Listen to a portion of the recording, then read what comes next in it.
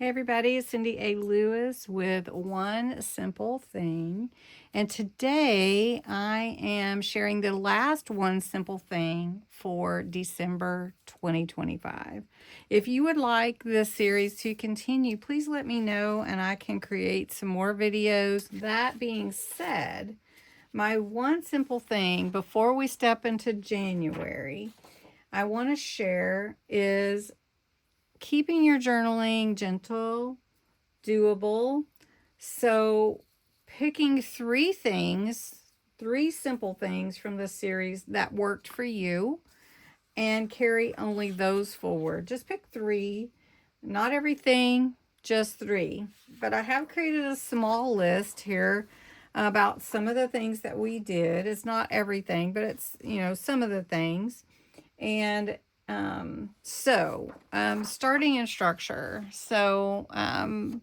Choosing one base, choosing a vocal point, using one size consistently. That's a good one to you because it helps you feel less cluttered in your pages.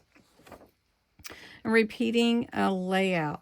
So one of the things that I really enjoyed the most is having my basic layout, my layers.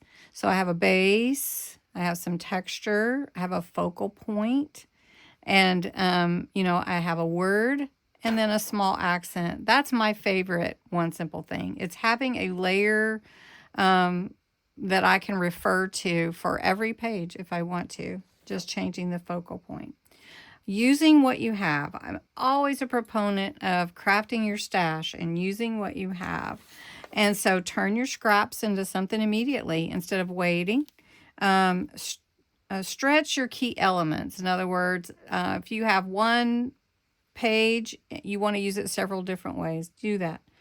Work assembly line style. Sometimes you just want to do all the bases at once and then add all your textures. Then add your focal points.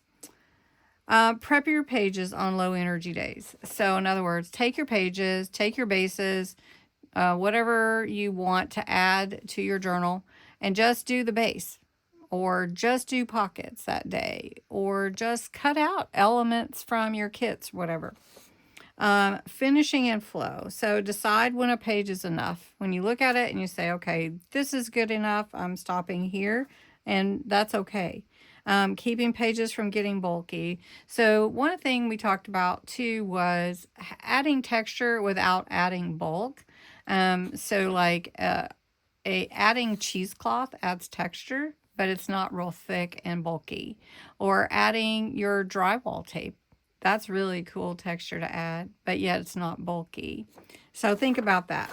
Then store your unfinished pages. So we were going to talk about that earlier, but so I just want to mention any of your unfinished pages that you have, make a file folder for those, or a bin if you have a bin for that, and just put all of them together so that you can come back to them. And you could even organize them by theme if you wanted to. And then carry 3 habits forward. So we want to stay simple, not overwhelmed, and I hope that this was helpful to you. So it isn't about ending something today. It's about continuing what works. And I want to thank you for spending these days with me for one simple thing.